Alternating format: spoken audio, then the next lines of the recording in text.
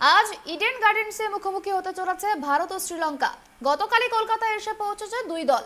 আজ সকালে দলের সঙ্গে যোগ দেওয়ার কথা বিরাট কোহলির। মেয়ের জন্মদিনের জন্য গতকাল দলের সঙ্গে আসেননি কোহলি। রোহিতদের ম্যাচকে ঘিরে তুমুল উৎসাহ গোটা কলকাতা জুড়ে।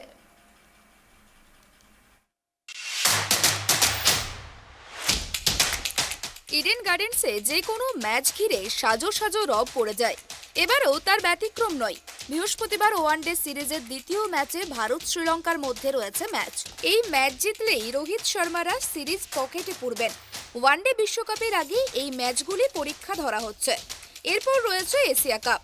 পরীক্ষা সিরিজ বলে দলের ক্রিকেটারদের ঘুরিয়ে ফিরিয়ে দেখে নেওয়া হচ্ছে। গত ম্যাচে যেমন ছিলেন না ঈশান কিষান ও শ্রেয়স আয়ার। ইডেনে ম্যাচ মানেই উৎসাহের পারদ বেড়ে যাওয়া। নির্বিষ সিরিজ হলেও মাঠ ভরে যায়। এবারটা আরও বেশি। বিরাট কোহলি পরপর দুটি ওয়ানডে ম্যাচে সেঞ্চুরি করে ক্রিকেটারদের নন্দনকাননে আসছেন।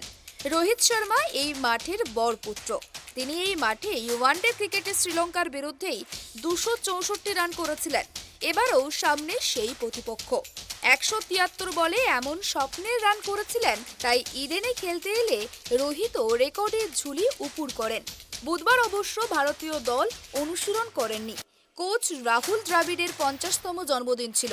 তাকে নিয়ে রাতে হোটেলে কেক কাটা হয়েছে। দারুণ উৎসবে মেতেছিলেন দলের ক্রিকেটাররা। শুধু ছিলেন না বিরাট কোহলি, তার কন্যা ভামিকারও জন্মদিন ছিল। তাই তিনি মুম্বাইতে পরিবারের সঙ্গে সময় কাটিয়ে বৃহস্পতিবার কাক ভরে কলকাতায় আসেন।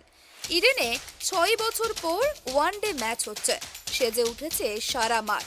আলোয় উজ্জ্বল পুরো পরিবেশ। নতুন আঙ্গিকে ইডেন। এলইডি আলো লাগানো হয়েছে।